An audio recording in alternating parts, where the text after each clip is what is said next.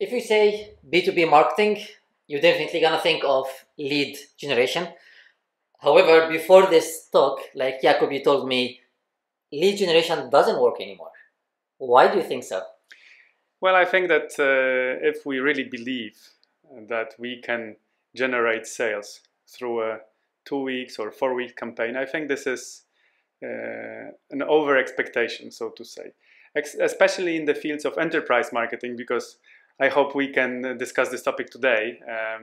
So I think especially in this field that typically takes very long from the start to end of the deal, this would not be realistic to have a lead landed within such a short period of time. That definitely makes sense. Like I have been working in B2B marketing for some time right now, and it's exactly as you said. Like no one will ever, hey, like I saw this ad, I like this company, let's go on and just buy the product. Like it takes they have to go through the funnel, and especially if you're B2B, it can take 2, 3, 6 months, and in some businesses it takes like up to 1 or 2 years.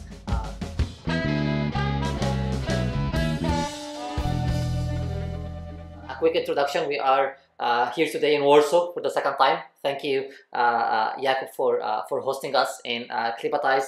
Jakub Lebuda, you are the CEO of the 360. How you described it as digital agency for B2B. What do you do? How do you help your clients? Leo, thank you so much again for being with us another time. I do appreciate it. You're always welcome in Warsaw. Indeed, my name is Jakub Lebuda. I'm the co-founding partner of Clipatize. We like to speak about ourselves as a one-stop shop for B2B marketing. We are in fact a 360 digital marketing agency, so we work with our clients in the fields of B2B and high tech, so clients that offer quite complex and sophisticated products from various verticals like IT, health, manufacturing, or large industry. And we help those clients explain what they do. We help them bring their product to the market and obviously stimulate demand, generate demand. And lead generation is a part of those activities, but we believe that a bit more needs to be done rather than just launching a lead generation campaign. Obviously, there is an exception to every rule. Sometimes those things happen and they are successful, but I think that this takes more effort, and this is what we try to do at Clipatize. Great. So, and what we're speaking about today is what is called account-based marketing, and I wouldn't say it's a new concept. It already has been here for some time. Maybe we were not naming it that way, but sure it has been there for decades. Actually. So again, I'm a B2B company, and I want to start targeting those enterprise deals. How can I start? First, you need to understand very well what your audience needs, and you need to have a solution for that. If you're a product company, you probably need to have a product that was developed following some kind of discussion with the clients, or maybe your market insight. So once you have the product, you need to, especially in this enterprise sector, you need to be able to manifest that you actually can solve the problem that they have.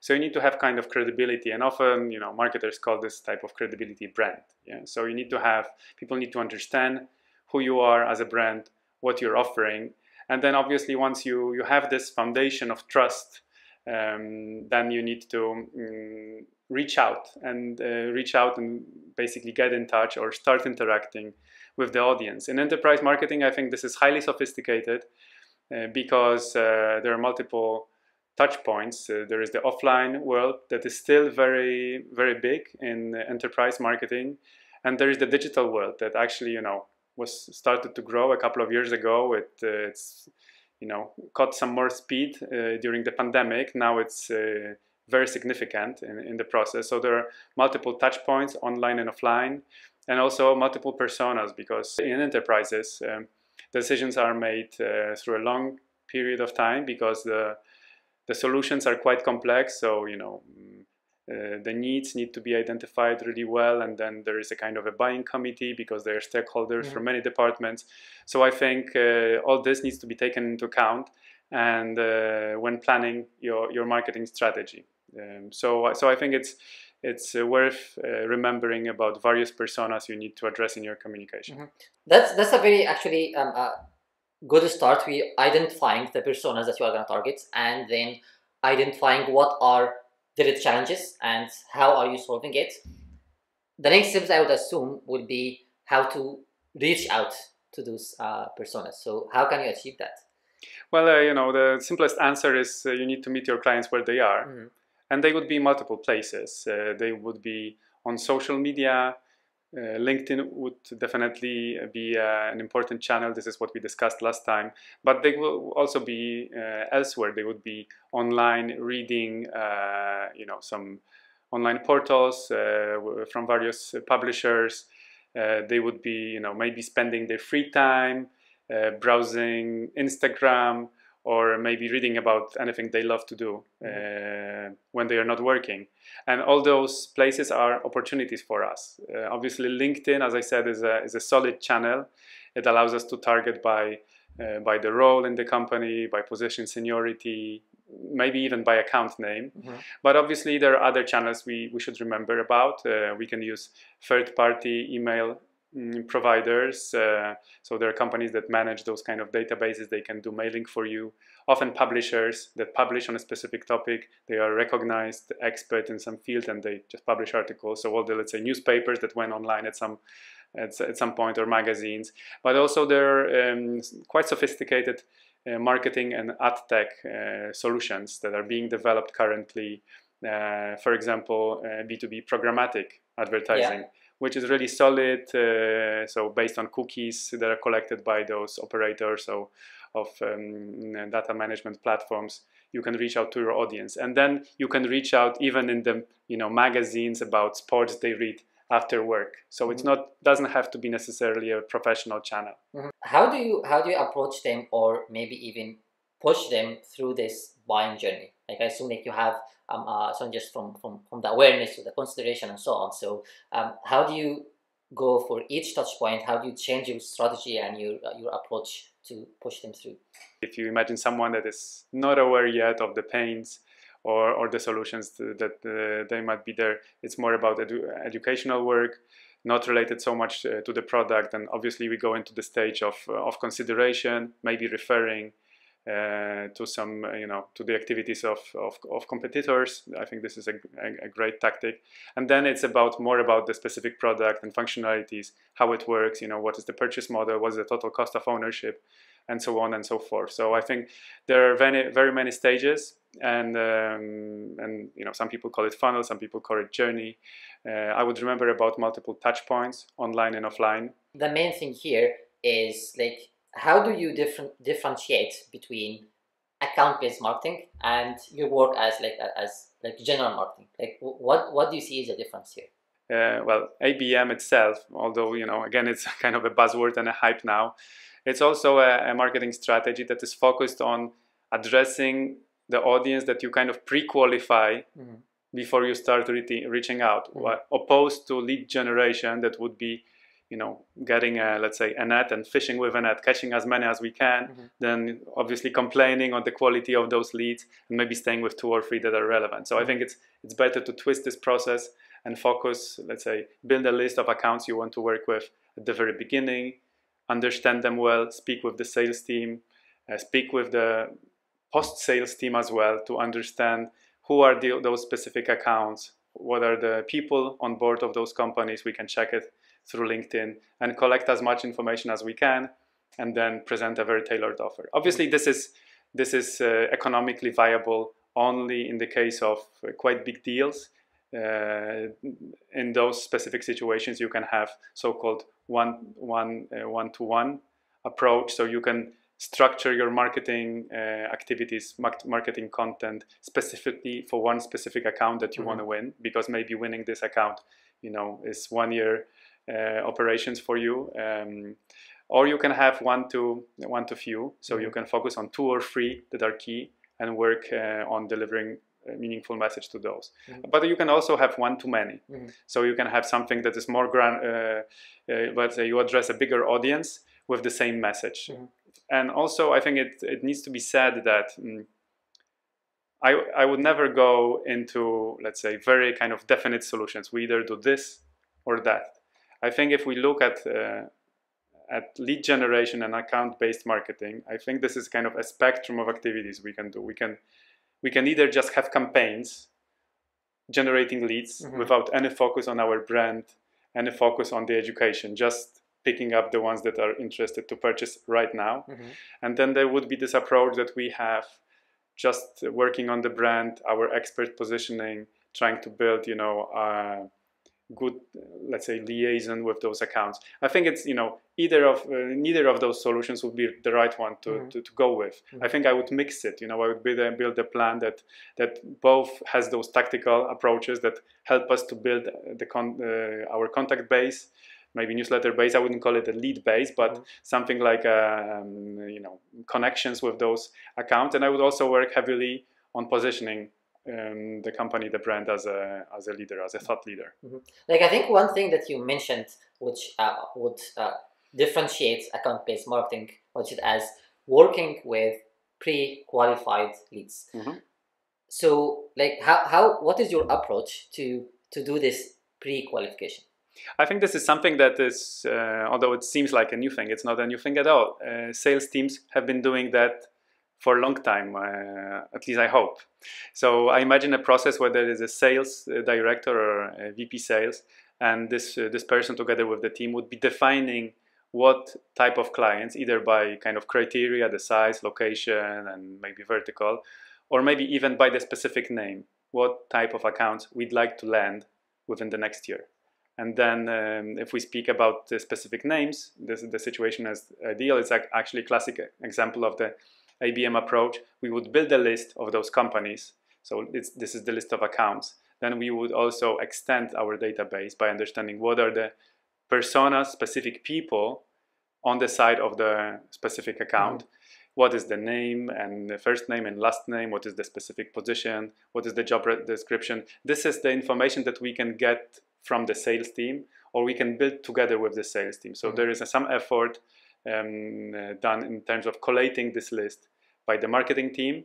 There is a huge input by the sales team. It's also kind of, definition of expectations by the sales team. What type of accounts we hope the marketing can help us win within the next year. If the sales team can give a list of 100 or 50 or 1,000 leads, for the marketing it will be much easier to target advertising, for example, or to craft content. And then there would also be the post-sales team, the people that actually work on customer success. They are in touch with the client once the product is already sold. They have massive amount of insight in terms of how to work with these people on the side of our account, what they feel good about, what they feel bad about, what they need in terms of product features, and so on. So I think if we collate this information working together in those three teams, then we can have really relevant marketing strategy designed. Like, I think one misconception here can be that when we say it's the one-to-one approach, for example, like someone would think, hey, okay, I'm gonna find one person on that company, and I'm gonna do a whole marketing campaign for one person. But what you mentioned is, no, you're one-on-one. We're speaking about one company, but it's not one person. That one company is a lot of decision makers within this company, which you need to identify and approach. Exactly. I think that this is also the difference between small and medium businesses marketing and enterprise marketing. In SMBs, you would very often just connect with one person. So there would be a CEO or general manager making the decision, or maybe like a specific VP just making the decision on their own. Maybe there would be an additional influencer of the decision, or a person that they are consulting this decision with. But in terms of enterprise marketing, the buying committee is much bigger. So you need to take into account that there are multiple people there, and often with different interests and contradictory goals. How do you approach this group of people, especially that they are in different roles? So you are speaking to someone from finance, you're speaking to someone from marketing, someone from IT, and you are creating one campaign. Again, it's still one-to-one. You have one campaign for that company, but the target audience within this company is quite diverse. Like, how do you structure your campaign, and like what kind of activities do you do there? I think that obviously this is quite a costly endeavor if you can afford it. If, let's say, if the if the price for your all efforts is high enough, then you just need to have different, let's say, different messaging, different key messages, different content strategy for each of those specific people. Or maybe if your budget is limited, you just pick the two ones that are most, let's say, most important in the process. And then once you have the content strategy designed, you would focus on targeting. So you might have a different set of, going into technicalities, you know, ad creatives for each of those personas, and you would have two ad sets running simultaneously. One, for example, targeting CFO, and the other targeting CIO or CTO. When it's come to like to the team itself, like, so definitely this is a marketing operation. Yeah, you are definitely cooperating with the sales and the post sales a lot. But when we are structuring this within the marketing team, what are the key roles there? This is a good question. I think it's when we speak about ABM, I think ideally we should start by speaking about analytics, because obviously we have digital channels, we have offline channels. It's difficult to I mean, in marketing, it's difficult to attribute the success. In business, it's difficult to attribute the success of marketing in the sales process. And specifically, if you go into enterprise and we have multiple stakeholders and we have multiple channels and some of those are offline, it's difficult to say if we succeeded or not. So I think I would definitely form a committee composed of the sales team and marketing and the post-sales team. And obviously this would probably mostly be coordinated by the marketing people to really understand what are what's the array of our activities of the marketing nature and sales nature, maybe post-sales communication, and try to put it into, let's say, one spreadsheet, like one report, see how every channel was impacting our audience, and then try to understand if this is in any way reflected in the business results. So this is more CRM related data. Obviously, it's difficult to have a very clear report on that after a week or a month of activities. If your sales process is longer than that, if your sales process is 1 year, you will have the full visibility after the whole year. But at least by engaging the sales team in the process, you will be able to interpret the data that you get from the analytics, but also you will be able to inspire the sales team by telling them what was best resonating with the audience. You would be able to inspire the sales team how to best structure their pitch, or what kind of messaging was ringing in the head of the clients, what they liked, what they engaged with. So then when the sales team goes into the field, they can already they can speak the similar language because they see from data what was working with the audience. So I think this is key here. Yeah, definitely. But I still want to go back to the marketing team, because I'm sure there are many activities that are involved within the APM. So are we gonna need content? We're gonna need performance marketing. We're gonna what are the other categories that we're gonna need to perform this whole activity? Yeah, again, coming back to what I said, meet them where they are. So I think there is plenty of channels and tactics you can use. Definitely, I would consider digital channels, and I think I would go mostly for advertising. I mean, anything that is organic, it's okay. I mean, it can show your expertise. But let's say if you have a blog post on your website, I would rather see it as a content for the validation check. I mean, if someone already thinks that you as a brand have something valuable to offer, they would go to your website and read the blog just to see, how professional you are in terms of, running your business, including marketing. Yeah, this is a good sign. But then I would also use other channels, digital marketing, and you have multiple channels. And obviously LinkedIn is key. But I would say Facebook is not worth either as a remarketing tool. It's very affordable, especially if you are able to collect remarketing data, cookies, and if you can launch your Facebook pixel. I think this is good. And although people, I know many clients don't like to hear that, they still kind of deep inside them they wouldn't be able to agree. Those kind of consumer channels like Instagram can play a solid role. Even in enterprise marketing, if you are selling hardcore servers or sophisticated medical devices, when we go back home after work, we are we are using consumer channels, so those channels would be relevant. There are tactics that are more related to brand rather than performance, like search engine optimization. This is, although it doesn't feel like you can really land $100,000 deal through a search engine through SEM, search engine marketing. I think that if you start investing in those, you will be perceived as the owner of those specific keywords, and naturally brand clients will see you as a vendor. You mentioned like right now there are many tools that can help you with your account-based marketing.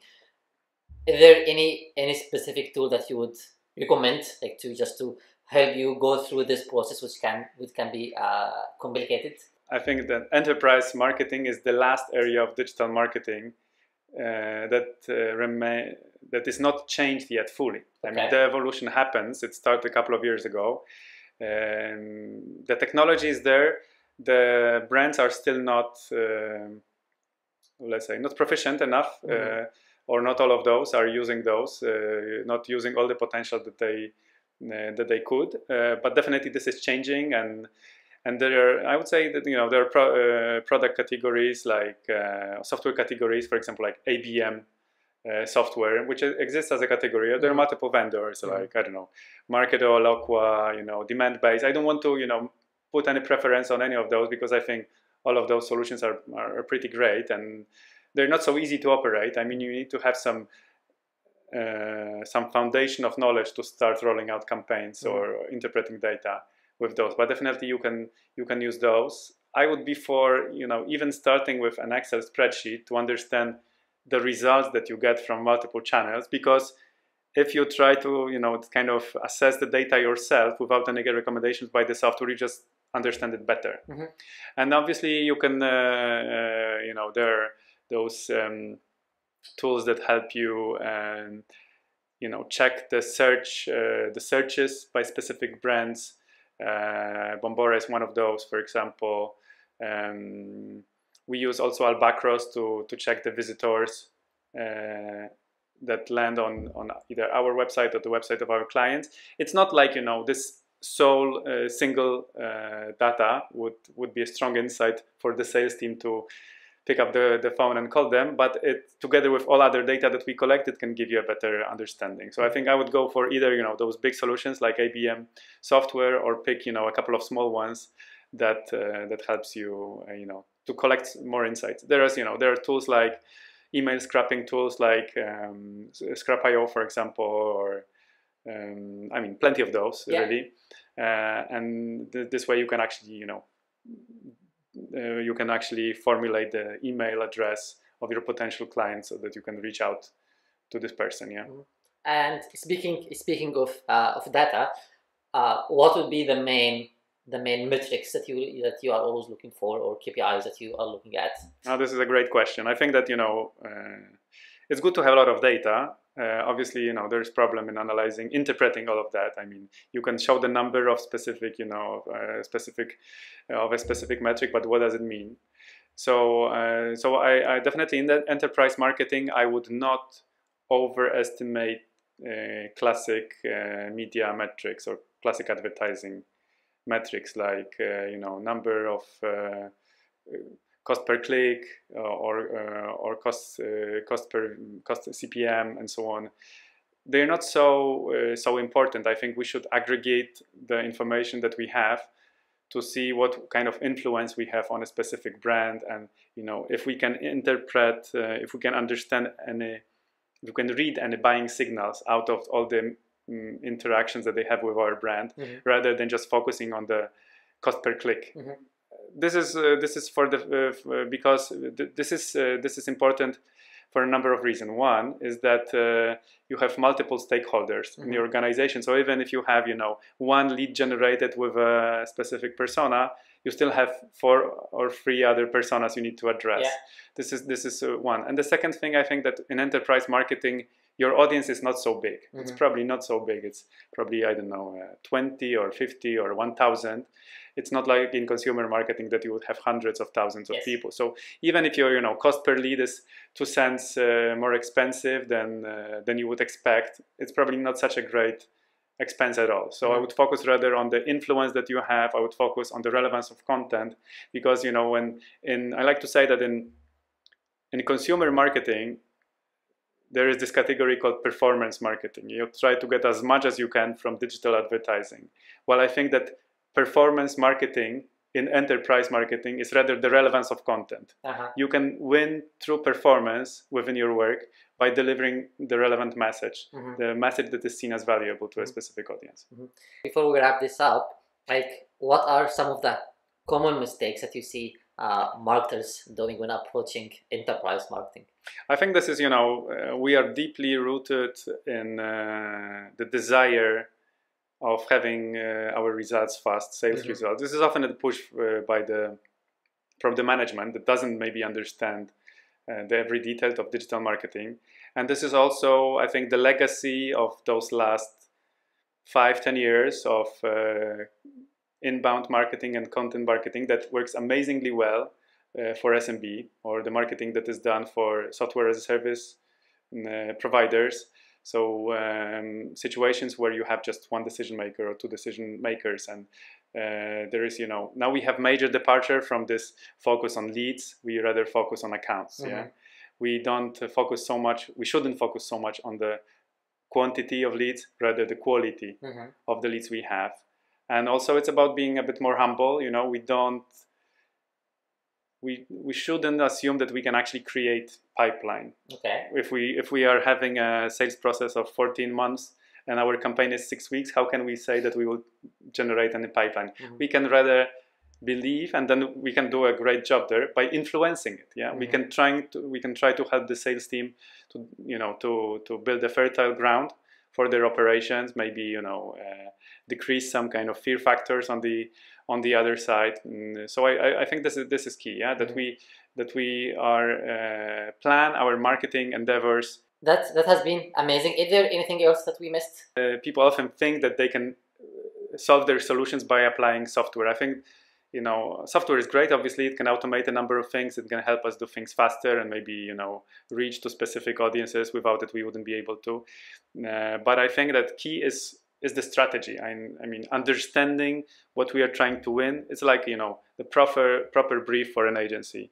What kind of problem we are trying to solve, who is the audience we are addressing, what they know about this problem, about us, and where those people are. I think those are always the underlying questions. If we can do this brief properly together with the sales team, then we can build a consensus and we can have better results in terms of stimulating the pipeline as marketers, the sales pipeline. I definitely agree. This is definitely the important element here, which defining your goal and building a strategy and sticking to the strategy, which is many times is quite it's challenging, especially when you don't see results right away. At the end of the month, hey, give me this month report, or even at the end of the quarter, and actually you are getting less results than the previous quarter, and now you have pressure. Okay, we need more leads, we need more business, and then you start to lose focus on the strategy that you built a few months ago, which gonna give you fruits, but you just need to be patient. That's number one. Number two, you need to communicate that to your colleagues and to management, and to manage the expectation and show, yes, we're gonna get the result, and these are the results that we're gonna achieve, but we need to wait for it.